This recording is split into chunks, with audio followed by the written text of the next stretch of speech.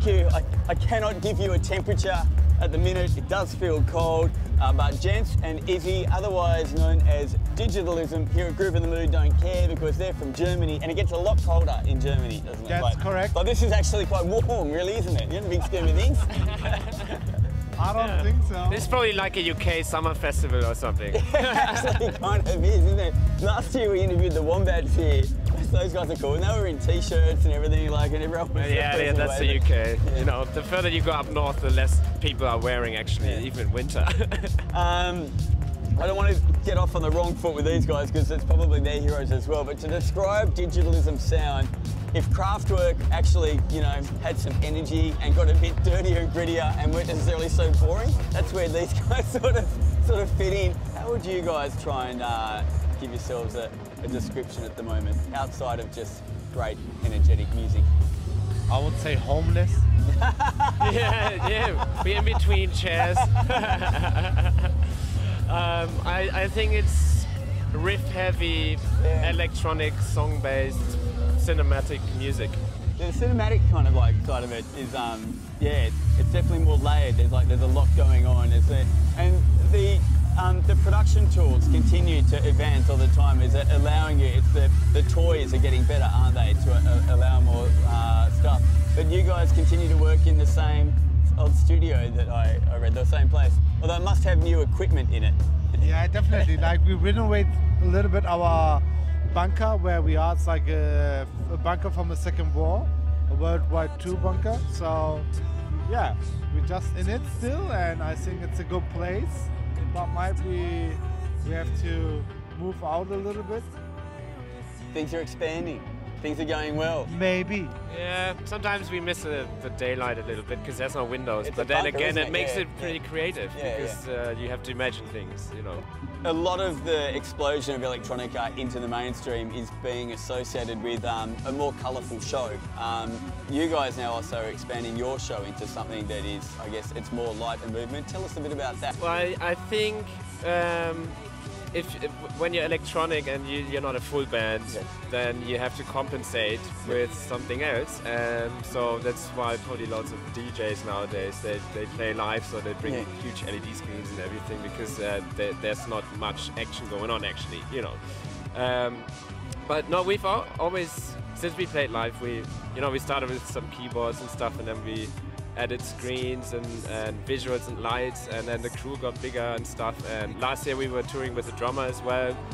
This year's show is again different because we get bored pretty easily, so we like to change things, you know. Otherwise it gets boring for the people as well.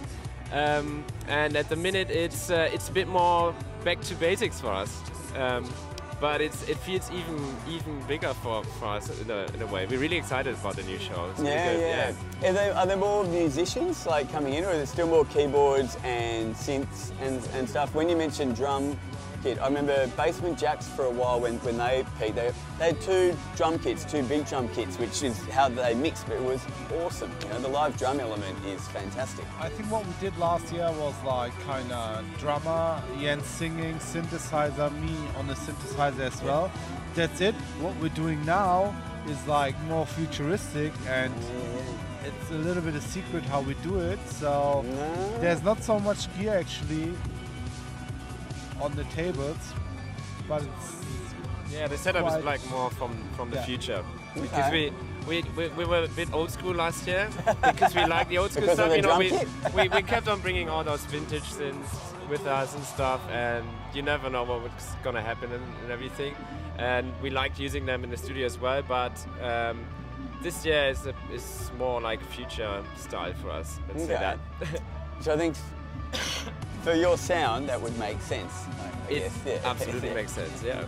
You guys have made some killer remixes, not just for some big global acts, but our very own presets here in Australia. They have a new album coming out. I don't know if you keep in contact with those guys. Is there a lot of remix work still coming through? We're doing right now the opposite. We just did a remix for Who Made Who, a Scandinavian band, for the first single from their new album. Another act is like Stimming from Germany. It's like kind of underground German deep house, and it's like we did a remix for that. So we're doing the opposite side because it's much more interesting to do something for bigger acts and remix it. Of course, there's like some. There's already, I guess, like a ready-made audience. But to And- you're talking about breaking acts that aren't as well known and actually creating a remix that will push them. Yeah, okay. Yeah. So it's like Although more those exciting. remixes are pretty underground. Yeah, That's very, we wanted to do something a bit underground. Then we've done one more production for a band called Schwab, and now we're just working on new own stuff. Yeah. And where is there a new album? So Jupiter Room is still the album that's, I guess, like, or a lot of people got introduced to digitalism through that. It broke. There were great singles. Is there a new album coming out soon? New materials that are sort of imminent, or is it just sitting down at the moment and consolidating? Well, we had I Love You Dude out last year, and this year we've got a DJ Kicks compilation coming out in July, and that's gonna have a lot of new tracks on there as well, and exclusives and stuff. So that's not far from now.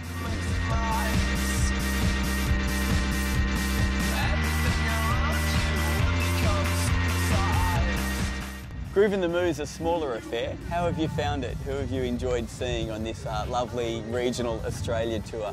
I think I pretty like it, and I think it's like if some other artist getting an offer, I would say immediately do it, because it's really rare that you're playing on the sides of the biggest cities. Like as usual is like Perth, Sydney, Melbourne, but you're playing in Townsville, and then you're having a day off.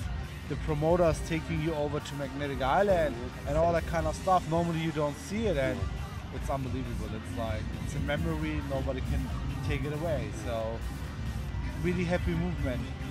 Yeah, it's a very unique part of the world, regional Australia. They're not very big towns. Yeah, but it's really nice to see that as well, because the cities, lots of them look the same.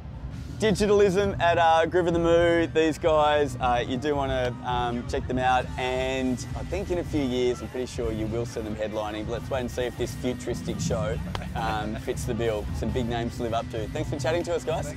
No Cheers. problem, thank you.